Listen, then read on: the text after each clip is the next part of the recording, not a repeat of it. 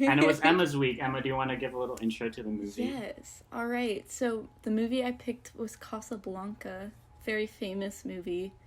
I feel Never like heard of most it. people have heard about it, but like not seen it. So, Oh, yeah. came out in 1942, directed by Michael Curtis. And as Letterboxd says, in Casablanca, Morocco, in December 1941, a cynical American expatriate meets a former lover with unforeseen complications. It's still the same. It's perhaps a strange circumstance. We both should be in love with the same woman. A case of do or die. The world will always welcome lovers as time goes by. He's looking at you, kid. Ooh, rude. There's a lot there, folks. Wow. So I picked it because I love it. And it's always been like one of those movies that's like super nostalgic for me. I just feel like I've always seen it. I remember watching it when I was pretty young and like loving it and just quoting certain things. And then as I grew up, I actually understood the movie and now I like it more. But so that's one reason. I also feel like I said before, I think Casablanca is one of those movies that a lot of people know about and have heard about but have never watched, and then when they watch it they're like, wow, I did not know that's what that was about. And I just love that. I think that's so fun, and I've had some cool conversations with people about it. So yeah, what did you guys think? What were your thoughts? Parvati can go first. Okay. Well, okay, whenever I go into watching, like, those really old, because this is my first time watching it, and whenever I go into watching those really old, like, iconic movies that people make, like, references about in countless other things, I always get really excited, because I'm really excited to see, like, what all the hype was about in the first place. But a lot of times, it's sad to say, but a lot of times when I do end up seeing it, it doesn't, like, live up to the hype that I have seen it, or thought it would be in. But this was definitely one of those that I just, like, totally enjoyed the entirety of, and I was so into it the whole time. And most of the time I get really bored with these things too, but it ended up being, like, just so entertaining, and I love all the characters, and the whole plot is just so interesting too. Like, it doesn't feel overly complicated or anything. It feels like it's a very plausible thing to happen almost, and it's just very, it just works so well versus a lot of other stories that try to incorporate like a lot of like action and like with a love story along with like legal issues and things like that don't seem as they're just not as enjoyable to watch, and they also just don't seem as realistic, but this does a good balance of all of it, so I really enjoyed it. I'm glad you chose it for this week. Yes, I'm glad. Oh my gosh. That That's makes cool. me happy. Yeah, so Casablanca was always like one of those movies on my like list of important movies I haven't seen yet, you know, because it's like it's up there. And I was gonna mention this before we started, but yeah, if like an alien or something or a person has never seen a movie before, like I think Casablanca would be like the perfect first movie to Ooh. have I show a agree. person I feel ever. like it's the most Hollywood movie that is ever Hollywood movied. You know? Yeah, it's like because it's Yes. just so charming, and it just feels like a movie, and not in a bad way. Like, not in like, oh, you know, it feels like a movie, but it feels like just exactly what cinema is in a weird way. But yeah, it feels like the peak of like that era in like Yeah. Hollywood. And it's just very, you know, that, you know, it's just like that's it's just like the most standard like peak movie. Does that make sense? I don't exactly, I 100% agree. That's why it's so hard to like describe. That's why I had to read off the letterboxed thing, because I was like, how do I mean, it's just hard to explain. And it's, yeah, anyways, Yeah, go but it ahead. has like all the elements of like a classic Hollywood film, you know, the big name stars, the noirish, you know, like influence, the studio, Warner Brothers, and like the whole World War II thing too, just to reflect the time period even more. But yeah, I actually didn't expect the plot to be as twisty and curvy as I know Parvati Yeah. said it was simple, but I was actually quite surprised about how much was going on. Like, my assumption was always just man owns bar, pretty girl walks in, they fall in love, but she has Nope. to leave. I thought that Psych. was the story. Psych. But then, like, Humphrey Bogart isn't even introduced to like 10 minutes into the movie. Yeah. And then there's this whole like German wave espionage. And I mentioned this before off air, but like I didn't know the movie took place or the film was released in 1942. I thought it was after, so I thought they had after World War II, so I thought they had the whole like reflection about what happened with the Nazis, but like knowing that it was released in the middle of the war made the movie just like that much more like impactful to me. Yeah. Especially like how much it like attacks the Nazis, and it's like they don't actually know who's going to win. So every question about who do you think's going to win the war. I think that's so crazy. Like the idea that when they were making the film, they like just didn't really know what the future held. That's so because the film was released right after Pearl Harbor, so that's like a very dark time when the film was released. And a lot of people have said like it is technically propaganda in a way to get people feeling patriotic, obviously, and to fuel that, because that was when the US was starting to go, oh wait, we're gonna get into this now. So it was propaganda at the time, which I think is fascinating. And that is interesting, how there's so much history to it when it doesn't even seem like it, because when people talk about Casablanca, they really just talk about the romance, but there's so much. There's so much. Yeah. Like, especially for me as someone that's, like, I particularly love, like, World War II movies, and I don't often watch ones that, like, came out during the time of World War II. I usually watch them reflecting on World War II. So, like, the fact that the second that they introduced, like, the Nazis, like, coming into Casablanca on the plane, I was like, wait, what year was this made in? And I realized it was still in the middle of everything, and so we really, like, exactly like what JJ said, too, like, we had no idea how it was going to turn out, too. So I just thought it was such a, like, risky and, like, kind of, like, this is a very cool way to show and to introduce, like, these characters and not really know what is going to happen in the story at all. And also, it just seems very, like, fearless in the way that they're being able to, like, portray these characters during a time that everything is happening to. And then, like, kind of wanting to project a story of how they want things to go within the war, too. Like, a lot of it is just, like, things you can compare to real world, too. That is just, I feel like you could just break down this whole story and, like, try to make comparisons that way, too. Which is so cool to me. I know. It's it has a lot of layers to it, which is cool. And there's so many different, I feel like there's a lot of scenes that I always forget about are in there, like, mainly the, like, really political scenes.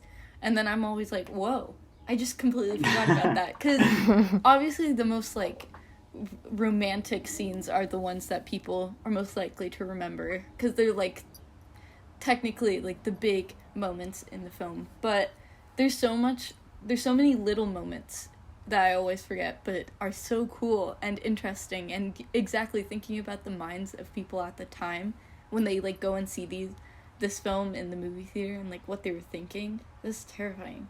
That's crazy. I know, it's just weird. Yeah, like, when reading up on, like, analysis of the film or whatever, Rick's like allegory with him and like America's involvement in the war jumped out to me as the most interesting, just how he reflects like America's whole like neutrality, or if they should like join the war or not, and him eventually having to choose a side at the end. And that's just like that really put the entire thing into perspective for me. And it's so cool. It literally is an allegory for the war.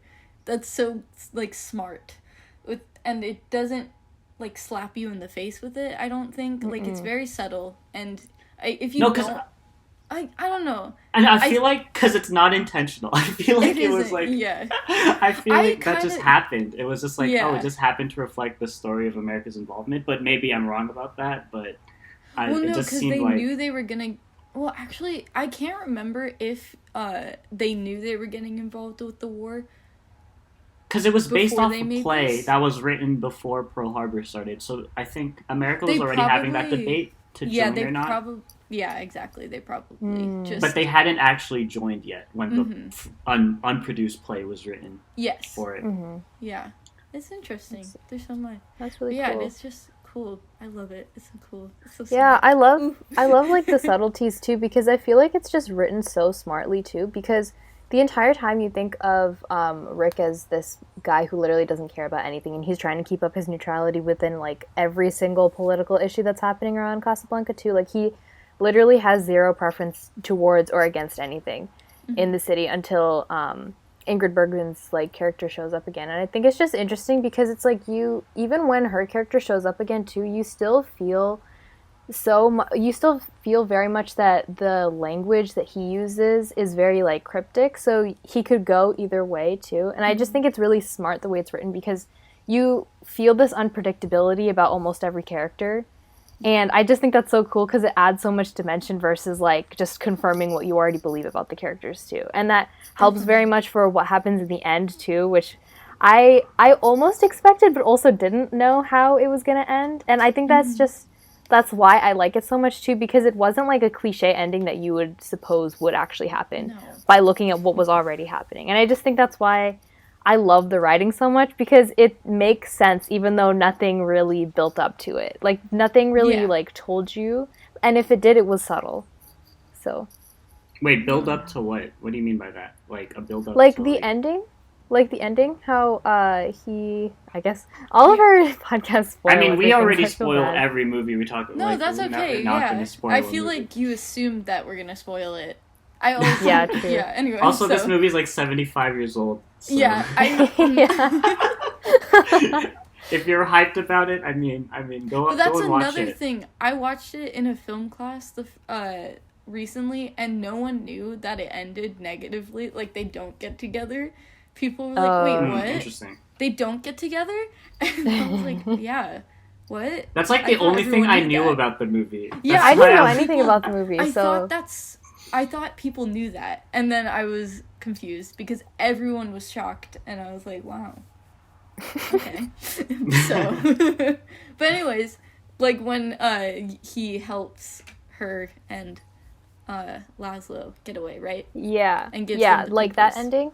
Yeah, because I feel like I could definitely see it happening, but I didn't expect it to happen because the whole time too, you feel like this whole time he's kind of a selfish character too. He's very self-interested, but then he still has a sense of what is right and what's wrong too, and what he feels he's a bigger person for too. And I just think that's so cool because he never like establishes that within himself as a character or anything, but you just know it with the subtleties of like the language that he uses and like his actions and things too. So I'm like a huge fan of just the way that they're able to characterize these characters, like having kind of unpredictable choices, but they still like, you know, that it can still happen, if that makes sense. Yeah, no, I know what you mean. I feel that very. Yeah, no, exactly. That's why I feel like that is the build up. Like the conflict within his character is like, will he do what's right? Ahead, Tori, go ahead. Yeah, no, because eventually, like the whole problem is, will he help them or not? Yeah, and it's and the whole conflict is within himself, because like really the whole plot really is kind of like in just like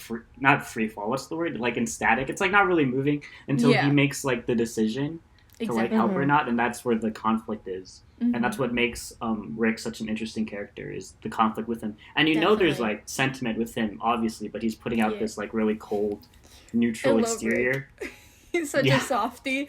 Oh my god. I love his character. I think it's so cool. And I think Humphrey Bogart just does such a good job at acting in this movie. Oh my god. Because you can see the conflict going on in his brain the whole film. And it's so subtle, but it's always there, and you can feel it, but it's not too, like, obviously in your face, because then, like you were saying, like, the way he delivers his lines is just so smart, and the way it was written is really smart, and it just is so good. I love it. I love his character. It's so cool. I love it too because he's not like the classic like hard man character that tries to like, you know, like you can feel him trying to be that person. But I feel like he is the classic hard man character. He is. I don't but feel there's that a lot way. of depth and complexity there. But he But is I like feel the like classic I see it. I feel like I hero. see him trying to act that way, but I don't like. I still see that there's something more to him versus like him just putting up that. Like I don't know how to explain it. Like I feel like I can see right through him wanting to act that way, but he isn't. Like he's putting up. Oh, you can tell he's like putting up like a facade of it Yeah. in a way. But yeah, I feel like that's what makes him such a great character. Is like he is I do putting too. out this exterior to everyone, and how the bar is basically a representation of his like character and his neutrality. Yeah. And that's one of my favorite. I don't care. I'm fine. I'm fine. And he's, I like, don't stick out my crying. neck for nobody. Yeah, I know. And he's like inside. He's like, oh my god, what? I need to help everyone. He's great. Yeah. He is a Oh yeah, and softie. speaking more on the bar being like a representation of his neutrality too. It's like really well displayed in the very beginning when they're like establishing the types of people that are in his bar too. Yes. And I think that's just I so cool love the because it's beginning. like people from every single group that is involved in the war is present there too. Which is very cool. I know. It's really, I love the little subplots with all the other characters surrounding, obviously, Rick and Yusuf, but I think their stories are kind of somewhat a little bit more interesting, I think. Obviously, their story is great, and I love it, but I like the little just stories of the people who are just trying to get to America or are trying to just literally get as far away from the war as possible. It's interesting. It's really is, and it's the sad people too. trying to prey the on these beginning, people. It opens up. Yeah, true. But like, I love the opening of the film. I think it's so good.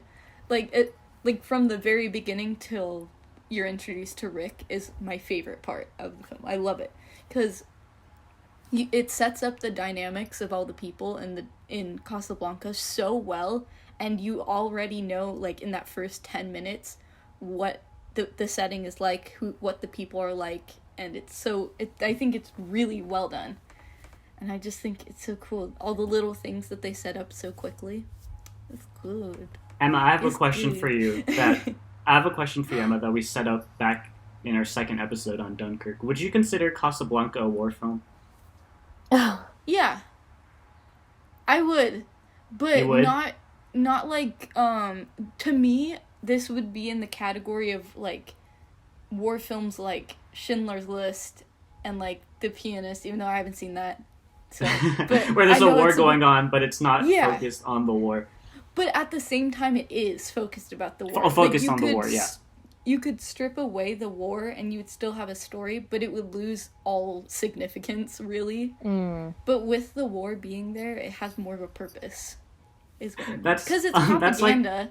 I feel like it has to be a war film if it's it is propaganda. Like, people consider it romantic propaganda, which I think is funny. I feel like it just becomes propaganda just because of the way the story plays out. I don't think it was, like, strictly intended to be like, oh, this will influence Americans to fight in the war. Well, it was. I think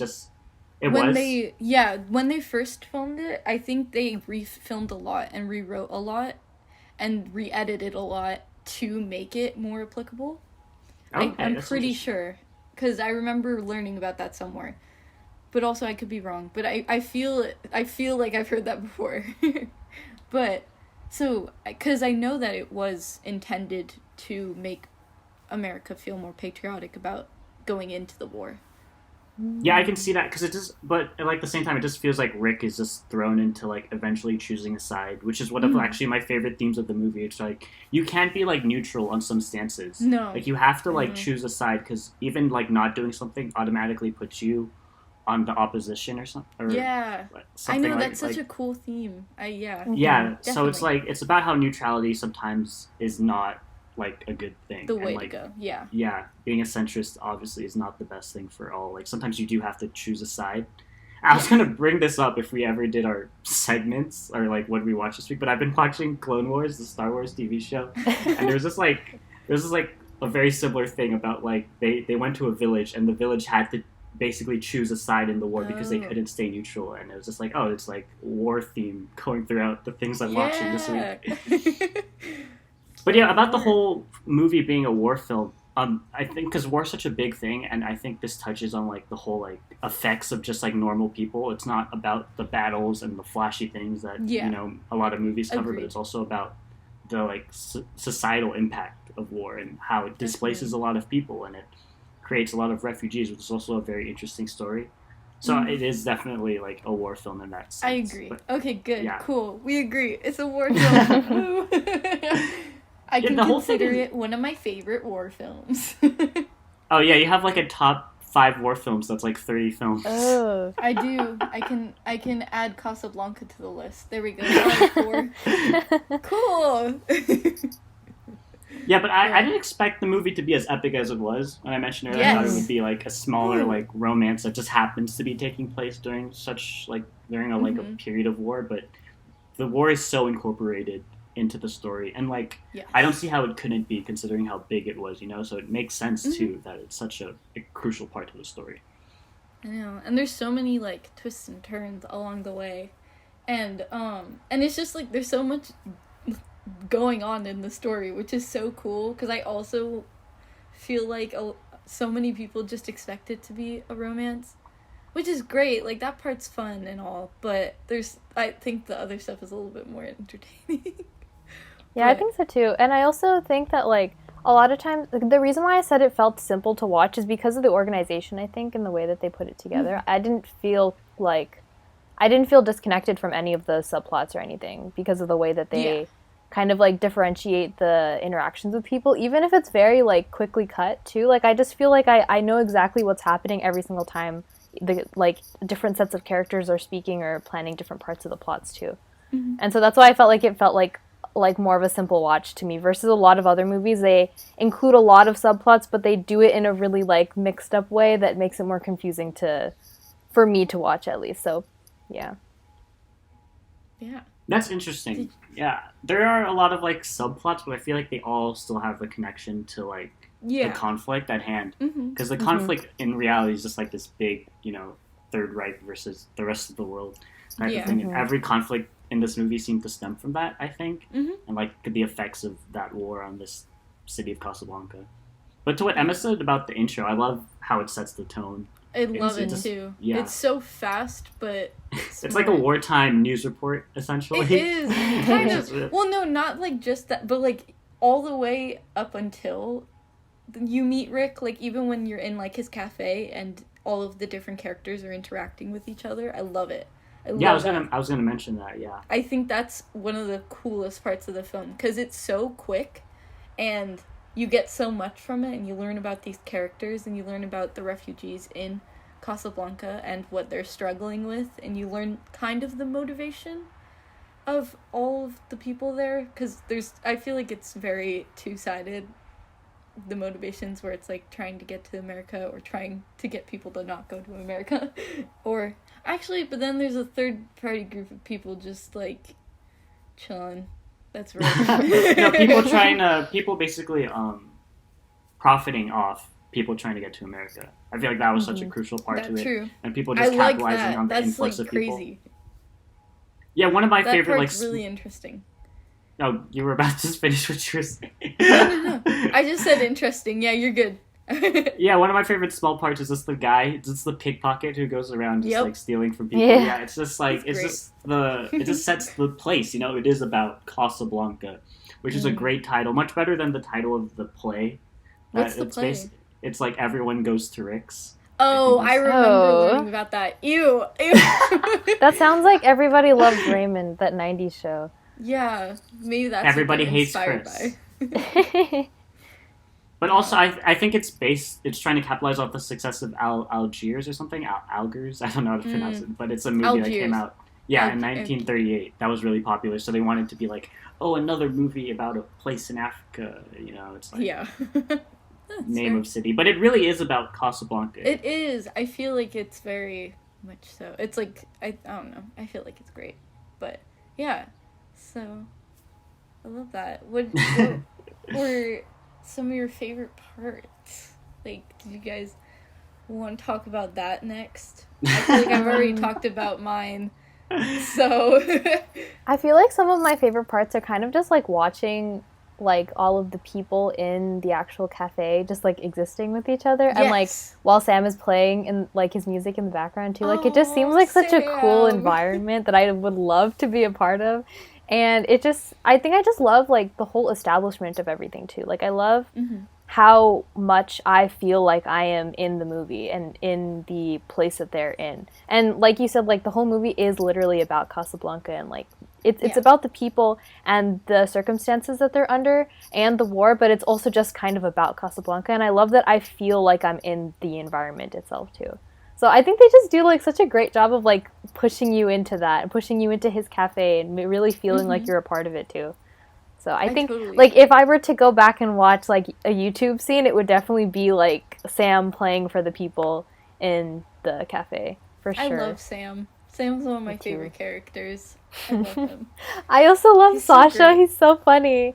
Like the bartender guy. Yes. Oh the yeah. Russian. He's so funny. There's so like many one great characters though. Also, like the guy with the white hair and glasses who works there as well. He's great. Oh yeah. I- I forgot his name. I also forgot his name. I feel Oh, yeah, I bad, don't know his but name either. he's great. And I remember when I watched it as a kid, I hated Laszlo, but I love Laszlo now. Oh my god, I'm Team Laszlo all the way. Oh yeah, Laszlo is he's such an interesting character too, because it's like, is. you know, in these like love triangle movies, is always the uninteresting option. And although he seems like that at first, he's like, He's not.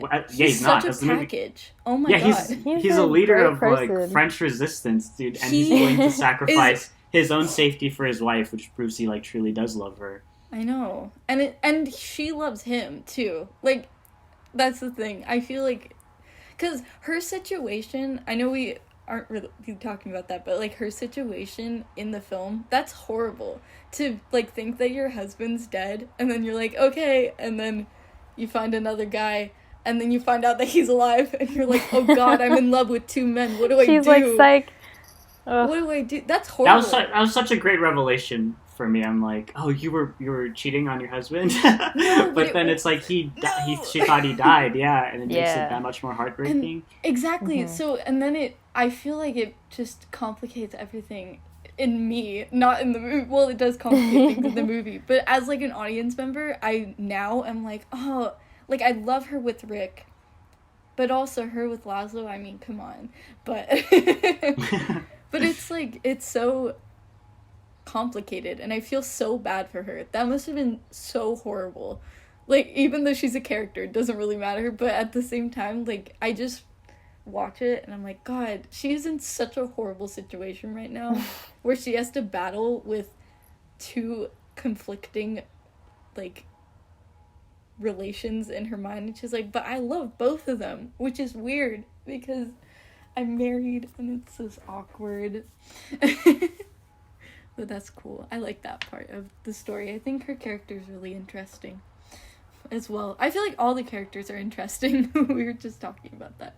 No, yeah, all the characters seem developed, and it's like, you know, you get to know the cast of characters that work at Rick's, and even the people who don't work at Rick's, the people who just exist in Casablanca. Like the police chief was actually one of my favorite characters, even though he's such like Me a too, me too. sleazebag in the movie, and he was really fun to watch. But yeah, the police, he's great. I love him. Yeah, but I want to talk What a about character. the romance again, because like if you look at like the big picture, like macro, like whole like story from like beginning to end, going back to like Yes. Laszlo's capture, you could totally like frame it as the two main characters being is it Ilsa or Ilsa. Ilsa? Ilsa. Okay, Isla or Isla. I don't know. Isla, yeah, Isla and Whatever. Laszlo. You could frame it from their perspective, actually, because if you think about it, like the way their whole story is like framed up, and I think that's just how well developed everything is. Mhm. But the story takes an interesting like perspective by focusing on the third guy, if that makes any Yeah. sense. By focusing on Rick. the guy who wasn't actually part of the main story, and that adds like a layer of like mystery to like who, like what happened with their relationship. It's like he wasn't the main guy. I And know. that makes the whole like mystery surrounding like what happened with her and what happened with the two of them, like this history, makes it a lot more interesting than like if they followed the more straightforward path, which still would have been a great story, honestly, Yeah. if they focused on Laszlo and Ilsa's story. But Yeah. focusing on the side guy, you know, Yeah. it gives it like a layer of mystery that I really enjoyed. Yeah, I Agreed. think that also helps to make it not just like a stereotypical like love story too, I like a 100% tragic agree. love story, forbidden love 100%. kind of thing, which Yeah. I also really enjoyed. And also like going back to how the situation's just really complicated too. I love that it like there's a line that she says where when she's with Rick for like the first time after her husband dies, but then she finds out that he's actually alive, and she says that they chose the time when the world was ending to fall in love, and it's like the worst time for them to fall in love. And I just thought that was really interesting, because I feel like that also just shows like a piece of the war that people don't always talk about too, of just like people's personal lives really being put on like the back burner or just being put on hold because they can't handle having a normal life or having like a Yeah. normal social life like that at the time. And I thought that was really cool. And also just because like it's such a human thing to like make all these mistakes too, and you can't really blame it on one person or another because just so many circumstances came together for it to happen that way. And I like it because it also, like JJ said, like the you think that the husband is going to be like this boring character that nobody actually cares about, and it's easier to like put together her and the forbidden love. Yeah, the he's Greg. not a Greg. He's a Laszlo. He's not a Greg though, but he's just Greg so is like reference interesting to La La and Land, cool. by the way, to people who don't know who Greg is. Yeah, and he's like so not a Greg, and he's just so interesting, and you know that you can just like tell by the way their relationship is also established that he's also a very valuable character and a very valuable person in the whole narrative too, in addition to like how complicated everything is too. And I think I just love that because I generally really despise like love triangles because they seem really gross and like one-sided most of the time. But I like the added like level of I like the added level of just like complexity in how a lot of it is just like human error and circumstance. And it definitely, I agree. And I love that moment when you figure out that she wasn't just cheating on her husband. I think that's a really interesting twist. When I first watched it, I was like, what? She's not, like, a horrible person? No. She's actually really great. And she was just misunderstood. And I'm like, I feel bad. And then I feel guilt for thinking about her person at first, but she's great, so love her. And she's just loyal, but she's loyal to both of them, and that adds conflict. Because it's like, when she points she does the gun love at both Rick, of them. Yeah. I think that scene where she confronts Rick is really cool. I like it. It's very well done, I think, because you can see how literally she's being torn apart while she's trying to get him to give her the papers, but then she's also thinking in her head, you know what, I want to stay here, but then she's like, no, I can't do that, I want to leave, I want to go with Laszlo, but then she's like, well, now I want to go with Rick. But then there's just so much in her head, she's dealing with so much, she deserves a hug. I mean, I just realized this right now, and it's, like, blowing my mind. It's just, like, I was talking about the whole, like, you can't be neutral. Yeah. Like, with Rick's conflict. It's the same for Ilsa. Oh she can't be neutral. She had to choose one or the other, which is crazy. See, that's awesome. There's so much to this film. This is the anti-neutrality movie. This is the anti-Switzerland movie. You can't be neutral in Casablanca. You can't be neutral in Casablanca. I wrote down this quote for when at the end when there's like all that confusion of like who is she actually going with on the plane, and then Rick ends up giving it to Laszlo, and Laszlo says, "Welcome back to the fight.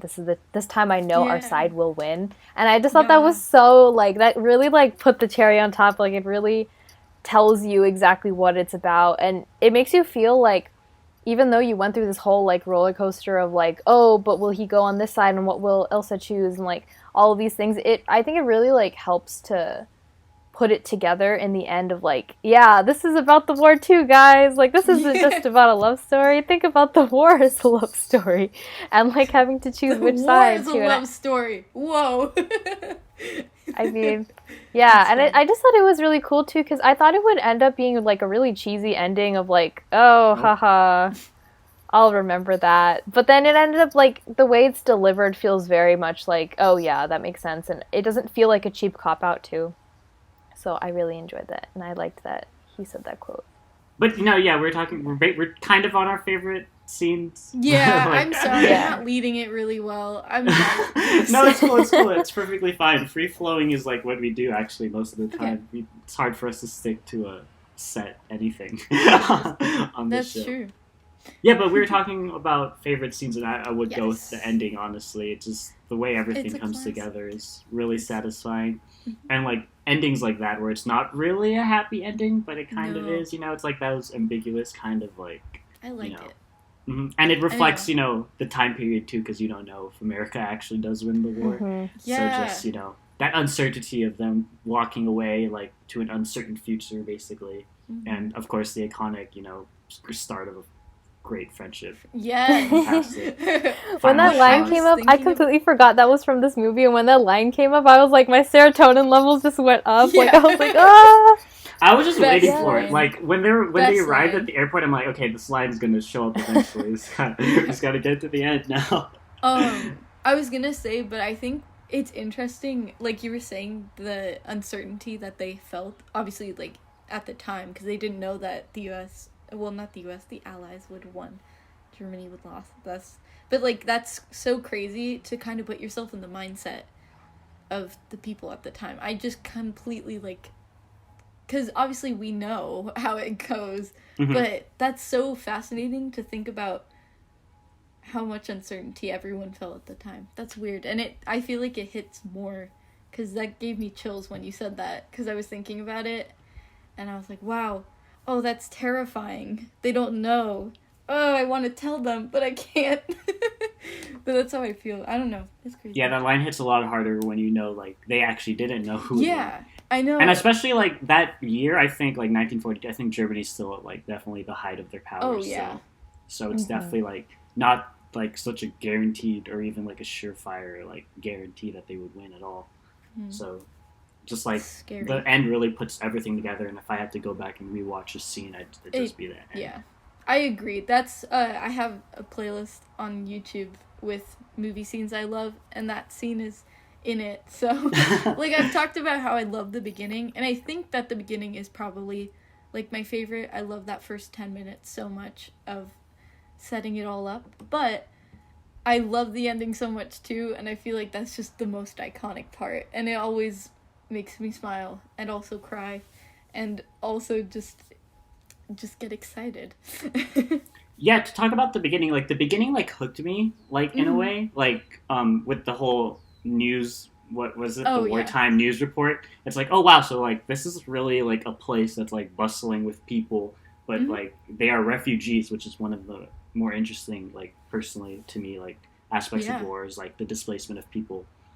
But, yeah, after that news time report, and it goes into, like, the investigation of the 2 German couriers who were killed, it kind of took me a while to get hooked with the movie. Oh, okay. Because it's like, where's Humphrey Bogart? I love I was wondering, like, when the actual plot was going to start. I thought this was, like, setting, like, a backdrop. Yeah. But it turned out to be, like, a crucial part of the film, of course.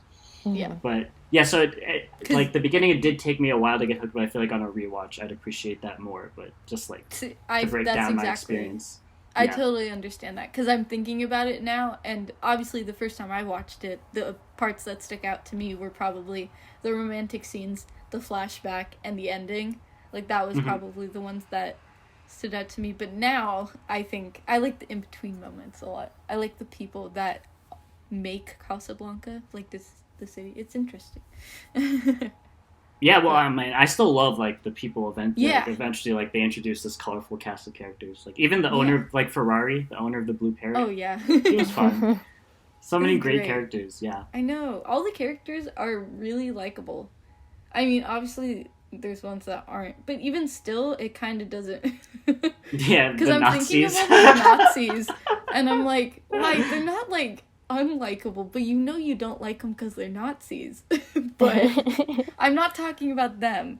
They're unlikable, obviously. They're Nazis. But all the other characters, they're all pretty much likable, and it's really interesting. Yeah, Major Strasser or whatever, like, his intro, and it's like, there was this weird cut to his face when he was shaking hands with the guy. I don't know, that was just off-putting to me. But it's nice to have, like, that big bad, you know, like, hovering over the situation. But at the same time, he wasn't really, the conflict wasn't really with him at the end of the day. I agree. Yeah, I never really thought about the German characters in it at all, because they don't seem important. But also, they're really important, because, like, it's Germany, it's Nazis. Like, that's obviously the, like, big conflict, but the conflict between the characters is what makes the film, I feel like. But it's interesting, because I completely forget that there's Nazis there, and then I watch it, and Wait, I'm you forget that there's Nazis in this World War II film? I do, but then the scene that I always forget is when they start singing the national anthem. Exactly, I was going to bring that up as one of the most That's one of the most powerful scenes in the movie, It I think, is. especially Oh, with agreed. the time period that I didn't know about till the movie was I ended. know. So That's looking crazy. back on it, yeah. That you would like just be like getting into, because for the most part, Casablanca, people don't talk about the political side of it, which is arguably like the most important side of the film, but it's okay. But because normally people are just like, oh, it's the most famous romance film, which it is, but also there's so much to Yeah, I it, think and it is that the most scene- famous romance film, isn't it? I was just like going through romance films. I'm like, you know what? It Yeah, is. It is. It is. But at the same time, there's that like scene where they're singing the national anthems. I think that was the first time that Rick picked a side, kind of. I would When say. he just like gave approval to the band to play. Yeah, because I noticed that this time around. I was like, oh, that's a little nudge towards like him being like, I am going to pick sides, but I'm not going to pick sides, but I am going to pick sides. I just like the loyalty of the band. Like everyone who works for Rick has like such great respect for him that they need They his approval do. for everything. I would have respect for him. Oh my god. Oh yeah, I love like Rick. like the line I in the wanna play him beginning in when the chess. guy from the Blue Parrot wants Sam, but he's like, "Oh, I don't even have time to spend the money I make here, so why would I need twice know. as much pay I from love you?" Sam. That was so good. I sometimes just listen to it as time goes by while I'm lying in my bed. And I'm Aw. just like, oh, so good. He's such a beautiful singer. And I love love it. that song I that love- he sings at the beginning where he's like, we want money. How much money? This one. And then they're like banging Knock on Wood. I Knock like on that wood. song. That Yeah, song's me too. great. I didn't even remember it, and I was just jamming. It was great. I know. Anyways. Basically, Yeah, I a like jazz the club I like the Rick. recurring music, and also how it like recurs in their like romantic theme as well too. It's just so like sweet because the theme itself has like this really nice like tune, like this really nice melody, and when so it keeps like pretty. coming back up when you know they're back together too, it really adds a lot to it too. I think like it kind of does to me what the like Mia and Sebastian's theme does for me too, I just a agree. little bit. Yeah, no, I Yeah. think entirely it does, because it does just get that little, that little, oh my gosh, bubble in my heart where I'm like, oh, it's so cute. That's sad. Yeah, But- and also going back to that scene about them like battling with the like The songs national to it. I anthem think it's just scene. interesting too because it's like when that happens, it feels like it's an attack on Germany, and like people are just singing over Germany's like theme or whatever too. And it's like, but they can't do anything about it because they're on unoccupied land. And it's the same thing with how they can't really do anything to Laszlo either because he's afraid. He's free, but he's in unoccupied land, and they're trying to stop him from going anywhere, and they want to make sure that he can't escape further. And so I just think that's cool because it recurs in several different ways throughout the film too, like how it's supposed to be a neutral land, again, like how it's supposed to be a neutral land, but no one can really do anything on it unless they try other ways of keeping people back or trying to murder them or whatever it is too. Like eventually having to choose a side too. I think that's just really cool. No, yeah, it's like one of those like political like scheming. Like there's still a war here, even though Yeah. it's not explicit. You know, it's like there's a battle of ideology, still a battle of influence. And I don't know if this trivia is true, but apparently like a lot of like people in that scene were like actual like refugees, and like they Yes, started that is actually true. crying when Yeah. their song came on over I the did know that. German music, which is really Mhm. heartbreaking too, but I really remember that. fascinating. Yeah. No, it is. It's a really powerful part, and I can't believe that I forget about it every time I watch it, and then I'm like, oh wow, I completely forgot about this scene. And it's just one of the, I feel like it is just such a powerful scene, and like that little fact I remember hearing about that, and that also just adds a lot to it. It's so cool. Well, I was going to mention this earlier when we were talking about Nazis, but apparently the Nazis in this film are played by like escaped Jews who were able to escape Europe. I also knew that. Good, I did nice. know that too. Which is That's really I love awesome. that. We love that. Yes. What? Where's the authenticity? I wanted real Nazis. Come on, guys. How could you like that fact? Come on. This is Oh my sarcasm, by God. the way, folks. This is do not cancel me over this.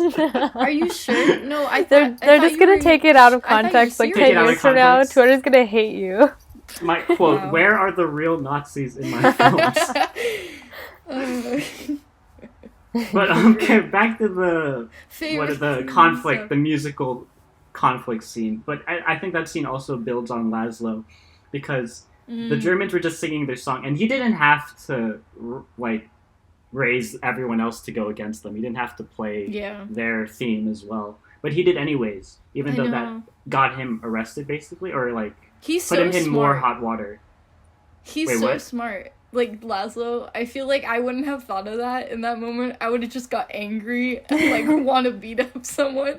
But, like, when he goes up to the band and asks them to start playing, I was like, oh, that's so much smarter. No, but I feel like that wasn't the smart decision, because it got him in more trouble and he was trying to, like, no, but it made a point, though. No, exactly. No, I feel like it speaks to his, virtuosity, his like his goodness as a character, that he's willing to sacrifice his own personal safety in order to like rally the people, basically. So even though I don't think it was like the smartest decision, I know what you mean, considering his characters. Yeah, like, it wasn't in the story. It wasn't the smartest decision, because obviously that. No, but it was the right decision. But it was the right decision. You're right. It's so complicated. Yeah, we're on the same page here. Yeah. I just wanted to touch on his character as well, because he is like, to the audience, he's the third guy, but he's so great. In his own story, he is the main character, and he's had a really tragic backstory, like being sent to a concentration camp and then losing your wife, and then realizing your wife fell in love with someone while you were gone. I know, and he was so chill about it. I know. I was like, he was so chill. No, he had a crush on Humphrey Bogart too, and he's like, "Oh, I don't blame her." Oh, like, wow. Everyone has done the same thing. This is a side note, but you know the phrase Bogart, like to like steal something or something. I thought it had to do with really? Bogart. Yeah, it doesn't have to do with him. I thought it had to. It's just a word. Bogart is a word. And I didn't know that. I thought it was like, because you know how sometimes people go, oh, like Winona, like, because Winona got arrested for stealing, so like people use her name. I do not know these terms. You didn't know that? Oh, I've never heard these. So many people go, oh, you pulled a Winona, and like because she shoplifted. It's fine. That's in the past. But so I thought that was like what Humphrey Bogart did at some point, and then my parents were like, no, it's just a word. And I felt like a fool. But it's not really important. Wait, did you think like Bogart, as in like himself, Humphrey Bogart, actually stole something? Yeah, I thought he also did that. I thought meant like he, like Winona Ryder, stole something at some point and got arrested. He didn't. I thought you meant like that term came into popularity because he technically stole the guy's girl in the movie in Casablanca, and Casablanca was so popular that people were like, "Oh, you Bogarted, whatever." No, you took it's his just girl. a word. It's weird. That's what I said. It's not related to this, but I thought it was a fascinating tidbit that I learned recently. So, you're welcome. Thank you for that. It's a very interesting segue. Yeah. Yeah. And I want to bring up one more scene before we move on. Good. To like, I guess we'll just do nitpicks so we end on a more positive note with performances. But one scene that I really liked as well was the scene after they reunite, Ilsa and Rick, and Rick is just alone with Sam. He's like thinking, and just like that's my one of my second favorite shot. The end is still my favorite shot with the crane. So but the shot where she's at the door. And the lighting was like, it was like that beautiful. Dramatic lighting, like, it's beautiful. But it's beautiful, yeah. It looked the great. lighting in this film, good, so good. There's so many scenes where I'm just like, that's beautiful. It makes me angry. Mm-hmm. I know, like a lot of the close-up shots of their faces, they just look like beautiful, like portraits of all of them. They put cheesecloth over the camera for. Ingrid her scenes to make her face look porcelain-like. That's gorgeous. Are like you I serious? love the way. Dang, I'm like her skincare routine must be crazy. No, because they wanted it to have like a glow around her, so she looks did angelic. Have a glow. She looks angelic and beautiful, and like you can't even touch her. She's that beautiful. That's what they were going with. That's why they put the cheesecloth. I love that. Yeah, I feel like it adds a lot to like how like the way that all of them see each other too, like all of the characters seeing each other as well. I think that adds so much to it too, instead of it just being like a plain shot. That's so gorgeous. When And she also, like, first entered, I'm sorry. Yeah. Do you want to finish your? I was just gonna say, like, also talking about the shadows from before too. Like, the first time that it stuck out to me was when he's going up to his safe to get the Yeah, money, the safe. and you I see love like that circle shadow shot. It was so Yeah, that was a cool. very like That Nosferatu reminded over me there. of Dracula. Yeah. But Yeah, I that's- said Nosferatu, so which is basically Oh, Dracula. Nosferatu, Dracula. Yeah, both great. Great. But- Is it Rick is a vampire? Question mark. Oh Oh. my gosh, that's what we were all missing in the plot. Yeah, A new but segment. I just Would this movie be better if the main character was a vampire? Yes. No. Oh No. That's like the Actually- Pride and Prejudice zombie version movie or whatever. Oh that yeah, or was. Abraham Yes. Lincoln Vampire Hunter. Oh God, why do people Oh do my this? god. That's so funny. Yeah, but I like that aspect because you feel like there's a layer of like secretiveness to what's actually happening, but also you can see things in a different way. Instead of like adding a variety of shots, you're adding like a variety of elements in a shot that makes it look more interesting too, without having to like distract from other things. I just think it's so like artistically beautiful. Yeah. It is. I love it. I love the shadows. But you were saying, JJ, about when she walks in. Yeah, I'm trying to remember that right now. I'm I'm like, oh sorry. crap! I was like, no wait, okay, I got it. So like, Okay. you know, Ingrid Bergman, beautiful, but when she first enters and like Sam does the head turn, I thought it was just like, oh, because she's a stunner, but it was actually because he remembers her. I thought Yeah. there would be more people like turning their heads at that point because it's like, No, dude, it's not Yeah. cheesy. She's not It's Like, not I mean, cheesy at she's all. pretty, but like it's not like unrealistic. I'm pretty sure she's a head turner. I think if she walked into No, any place- agreed, but it's not like one of those movies where it would show a bunch of people going, "Whoa, look at Not her." like that, but like casual like looks. But Sam did it, so I'm like, is like, oh, obviously, look how pretty she is. But you see his panic in his face. no, the I second love because he it. does two turns. So the second one, I'm like, oh, so there must be something here. I know. Like there's a history. Yeah, I love Sam. yeah, Sam's I great. want to No, know I what was. happened to I him. want to know more Sorry. about Sam. They Like, what's work at the happening Blue with him? Parrot now, and he gets paid double. I know. I don't trust the Blue Parrot guy, actually. I think he's You don't going to trust take all the Ferrari? money for himself. No, for sure I don't. Like, he's going to do something with the money. He's going to mess up his cafe. I don't trust him at all. His name's Ferrari, so I'm assuming he Yeah. made a very luxurious car. At some point, agreed. Agreed. He The starred in untold the story. movie Ford versus Ferrari, and he was. Yeah, he fought Ford actually later on, and they had like a little. Yeah. Didn't you know that? That's another fun fact about the movie. Ford v Ferrari is a sequel to Casablanca. Yeah, I thought we all knew this. No, God. But speaking of Sam's loyalty, just one of my favorite scenes with him actually is the flashback at the train station, and he like tells him like we just gotta leave. And I it's just know. him. What a good friend. I know. What a bro. I love him. What a bro. Oh my gosh. Yeah, and then it turns back to like them in modern day, and he's like, "Let's just get out of here. Let's just like drive around and get drunk and whatever." He's such a Like, good he's so person. good. That's why we love Sam. Sam's the best character. Yeah. That's all I gotta say. I will Sam, say though, like he Laszlo. says at some point, I think at some point he's talking to Ilsa too. Like Sam is talking to Ilsa, and he tells her that Rick thinks she's like a bad luck charm or whatever. And so I assume that they had like multiple like meetings before that, and like just multiple bad things had happened. But it was like only one time. So I will say that kind of like threw me off just a little bit, because I assumed they had like a richer history, like they had more. But yeah, that was just interesting. But I mean, like when you get into the context of like what actually happened, you can be like, yeah, that's totally like a bad luck. type. Yeah. That sucks. Like that's rough. No, because it's funny because like their world literally fell apart when they got. I together. know. Yeah, like she really is a bad luck charm. Maybe it's a good thing they didn't get together in the end. Probably. That's why they Honestly- won the war. Honestly. Yeah. Oh my gosh. Well, Isla was Laszlo's good luck charm, but she was Rick's bad luck charm. So maybe it's a good thing she went with Laszlo. The duality of woman. Whoa. Yeah. Wow. Whoa. But yeah, you were saying, do you guys have any nitpicks? Oof. Ooh. Do you have one, Emma, or do you think it's just like a perfect film? Okay. I think that with a lot of movies from old Hollywood. It's obviously like slightly dated. Like there's certain things in there where I'm like, that wasn't as smooth of a edit as I would have hoped. But besides that, not really. I think it's a very smooth story. I think the characters are all really interesting, and they have a lot of depth to them. All of the characters, which is crazy, except for the Nazis, but they don't deserve it. They're Nazis. They don't get depth. They're bad. That's their depth.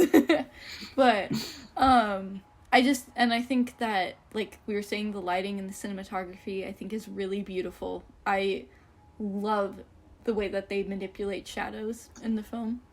So overall, I would say just slightly dated. That's my only complaint. Just a little. And that just happens, naturally. Yeah, like, which is so okay. So it's not like a really big nitpick. It's kind of just like, oh, it's fine.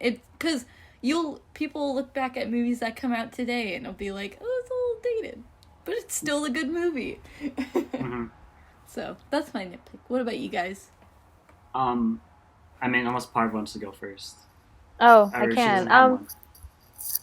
I agree with it being a little bit dated, but I kind of didn't mind it because I was like, yeah, makes sense. But I think one thing that I would have added, one thing that I feel like they didn't put a lot of focus on is, like, they talk about the refugees a lot, but I feel like they don't show you a lot of them. Like, they show you in the beginning that there's, like, this big line of people waiting, and then they also have that one couple, but I feel like they don't focus on them a lot when a lot of like the story is like a big part of the story is focused on that. So I think I would have liked a little bit more exposure like to that, and like seeing the different types of people that are waiting to leave and stuff, because it mostly just feels like couples that are waiting to go. Like, I don't see families and things like that, and I think that would have added a little bit more authenticity in my mind, because it also felt like most of the people that were waiting to leave were like people of like upper class who had the money to go sit in this really nice luxurious cafe and like gamble and stuff too. I feel like that's the point. Like, those are the people that can afford to purchase. Yeah, the people who could afford to purchase the visas. Yeah, because they had to pay to get to Casablanca, and that's a big payment. So then, and to have additional money, like I feel like that's the point. They are people of upper class.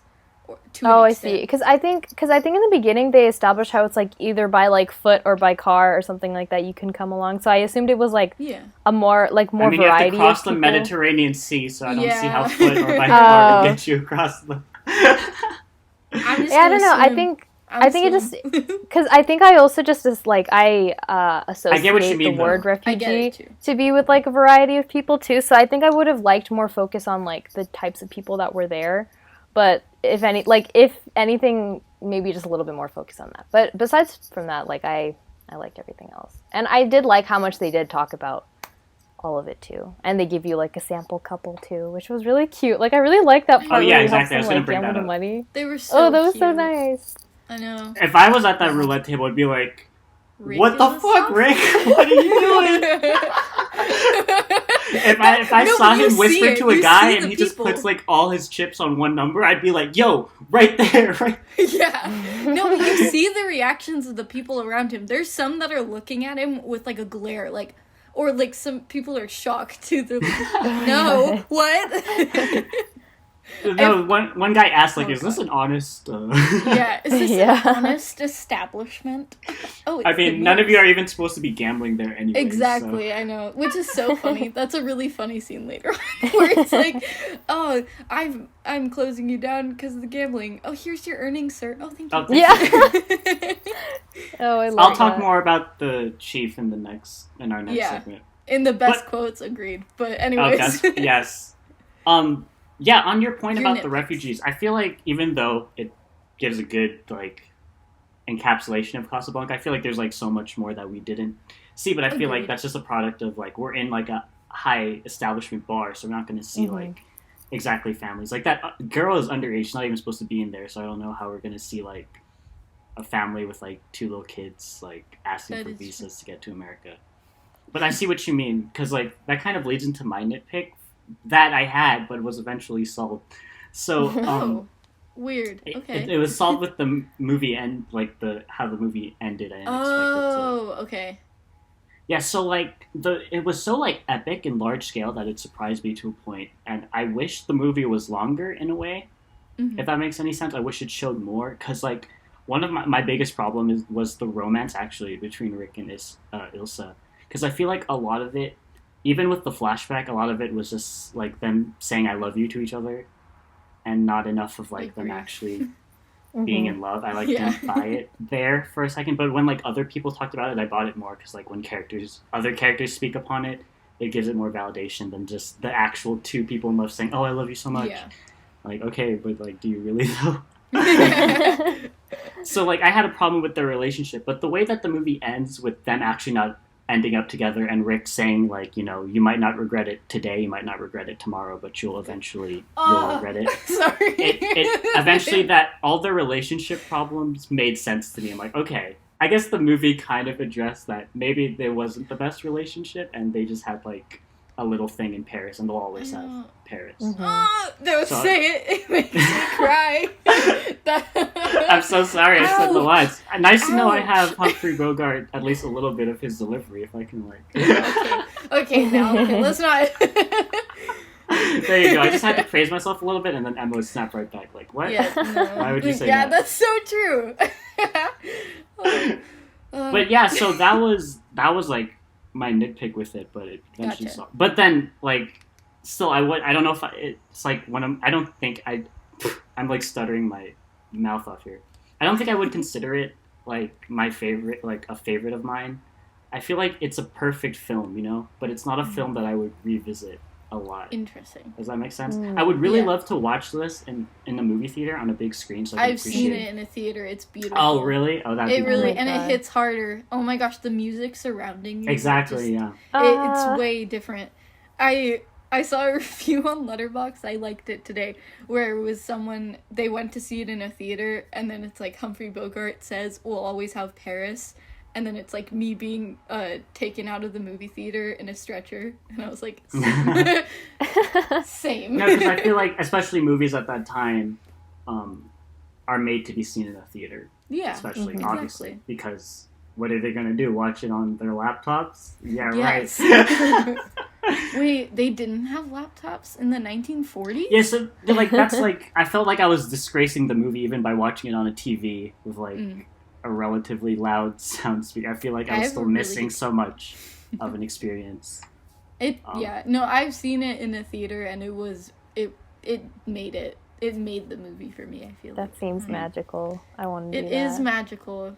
But I understand what you mean. I feel like a lot of people feel that way about Casablanca, where it wouldn't be like a very rewatchable film. Not in a bad way. Like, it's great, but would you watch it a lot? I watch it a lot, but I feel like it's also a little bit of nostalgia too, because I watched it when I was really young, so I have a lot of memories associated with it. I see.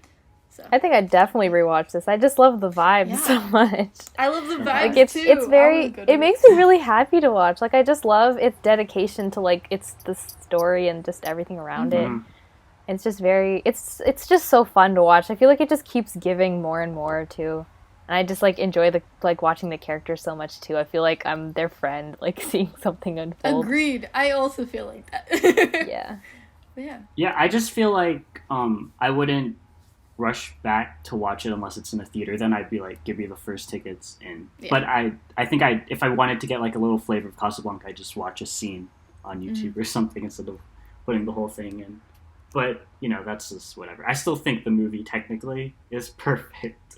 Yeah. And I forgot to mention this when you're talking about cinematography. I look back at all the movies I've watched during the 1940s time. And especially in that early half of the 1940s. I haven't watched a lot of movies, but I think most of those are shot pretty, like, blandly. Like, Casablanca stands out. Yeah, in it's terms of, really like, the beautiful. way it's shot. It gives me, like, when they shoot Rick's saloon, it's like a whole, like, 360 view of it, and I really appreciate that. But, like, something like His Girl Friday, which I really like a lot, like, I really like that that's movie. a great film, by the way. That's a great film. I still think that's shot like a sitcom, where it's like they don't seem to move the camera around at all. Casablanca really gets that. The focus of, like, His Girl Friday is kind of more the dialogue. It's not really like a beautiful, like, cinematography type of... I haven't seen that movie. I haven't seen that movie, but I kind of agree. Because I feel like a lot of movies at the time, too, were shot very, like, flat and, like, two-dimensional versus, like, this one feels like they they were proud of their production design and they had a lot to show They you. should be. Yeah. Good job, guys. Good job. Let me look up their names. Yeah, no, that's why like the later half of the 1940s, the movies that I've seen, I think improve upon cinematography very well. Like something like maybe Bicycle Thieves, which is like outdoors, so it's suddenly like the whole world is open now. Yeah, essentially. And Double Indemnity too, I think. Oh yeah, definitely. Great LA movie. Very good LA movie. I feel like we should end it on what were your guys' favorite quotes, because there's a lot of great ones. Clearly you can tell that mine is "We'll always have Paris." Ouch. I carved a pumpkin with that in it one Halloween because I'm a nerd. And I carved their silhouettes. Is this a pumpkin that just... Oh, okay, that makes more sense. I was like, is this a pumpkin with a quote on it? Yeah, but you have the silhouette. You know. That's cool. But, that line is my favorite line. But also, there's a lot of funny lines that I love. Mainly with the police guy. He's funny. Yeah, I was gonna say we should talk about favorite performances real quick too, along with lines. Well, yeah. Mm-hmm. Yeah, we can kind of combine these two, but yeah, I just searched him up real quick because I forgot. Claude Rains. He's a homie. He's so great. The captain, Captain Louis, basically. He's great. Louis. He's so good. He's also a guy who he's leaning on neutrality. It's like he has to help the Germans in a way, but at the same time he's such friends with Rick, and Rick eventually chooses a side. So he eventually chooses a side at the end too. And that leads to my favorite line, which is the final line, the great friendship. See, that's not my favorite. I love that line, but I also like funny lines. I like when Rick has the gun pointed towards him, and he's like, sit down, and he's like, under the circumstances, I will sit down. And that leads to another solid line of where he's like, I have my gun pointed towards your heart, and he's like, my least vulnerable place. Like, another banger. Oh my god, this dude's full of comedy. I love it. He's great. That's what a so good character. No, it makes sense why he and Rick would be friends, because they can really actually bounce off these amazing lines with each other. Agreed. I think they're such a perfect pair. Like, I see it. I can see their friendship. It's flourishing, and I'm very proud of them. But yeah, no, his performance is really good. I also feel like, with the cop, too, like, a lot of what I like about him is, like, he plays with his, the idea of, like, authority and power. Because I feel like he is a good representation of, like, the corruption of power and how people in power have the ability to, like, change which way they move based off of their own, like, personal interests too.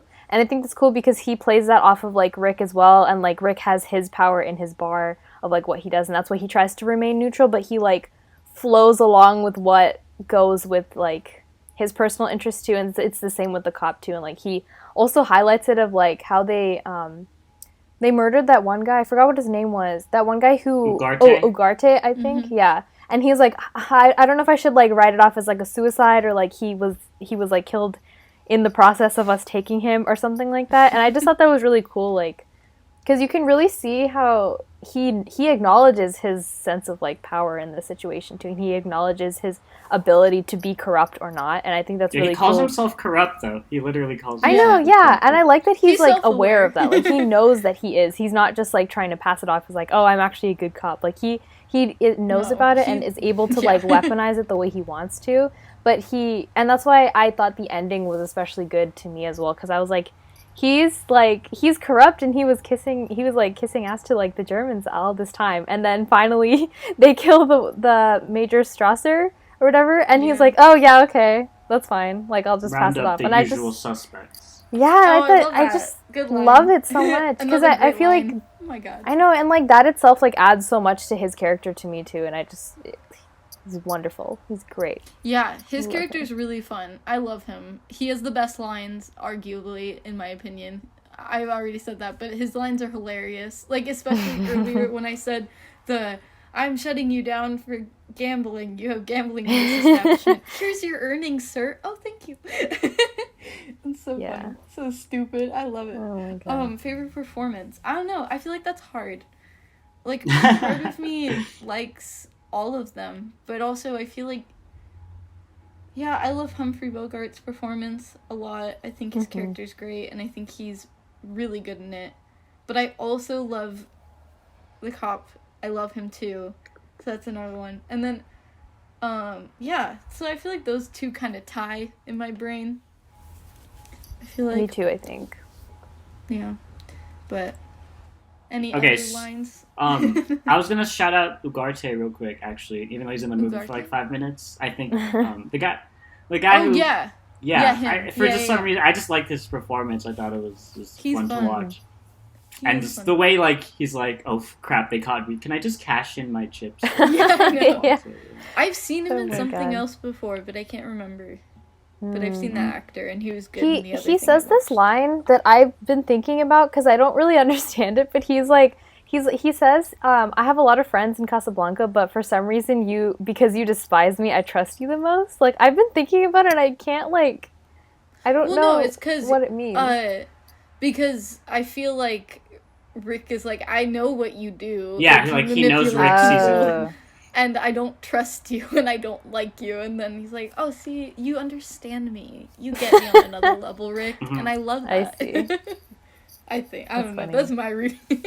But, yeah, and I love Laszlo, but that's... There was another quote that I kind of didn't get, too, where it was like, Laszlo's being called to Major Strasser's office or whatever. And someone asked him, like, how did you sleep? And he's like, oh, I slept well. And then the guy says no one's supposed to sleep well in Casablanca. Yeah. Like, he just what do you not get about that line? Yeah. I don't know. Like, is that just like a threat like a dangerous place. It's like... Well, not just dangerous, but I also feel like everyone there is kind of like, I just want to leave. So... Oh, I see. It's like, it's a dangerous place, but it's also a sad place. And a lot of people are just focused on leaving, and I feel like you would just not sleep because you would be so consumed with the idea of escape. But, yeah, that makes sense. I feel like it's such an interesting like location and time period, though. It's such a culture clash considering how many people are there and the people trying to profit off these poor people. It's just really great. Okay, real quick. I searched up the Academy Awards real quick to see if any of them won an Oscar for acting, and they didn't. No one won an Oscar for acting. I know. Really? What a shame. They should have.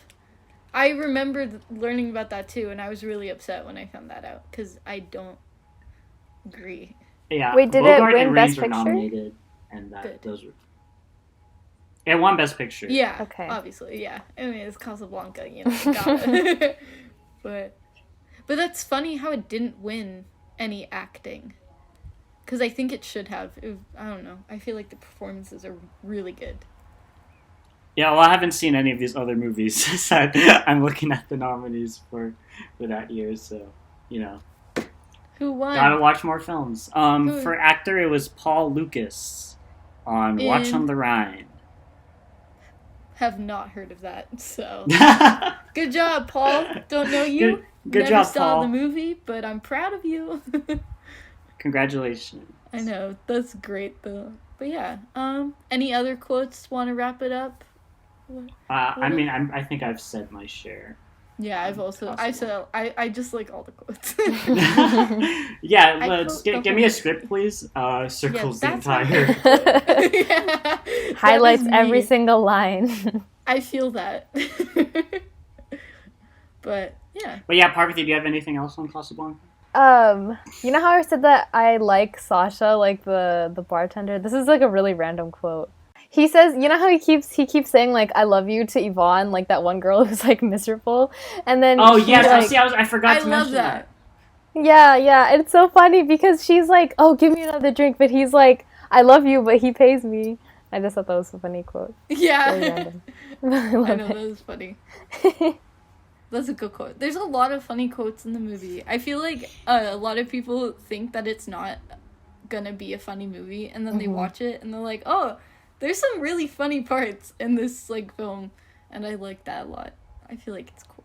But yeah, anyways, so cool. Casablanca. That was Casablanca, folks. I'm glad you guys liked it. So I'm glad you liked it. I was kind of afraid that you guys wouldn't like it, and then I was gonna be sad. But we're fine. We're good. Yes. Yeah. Cool.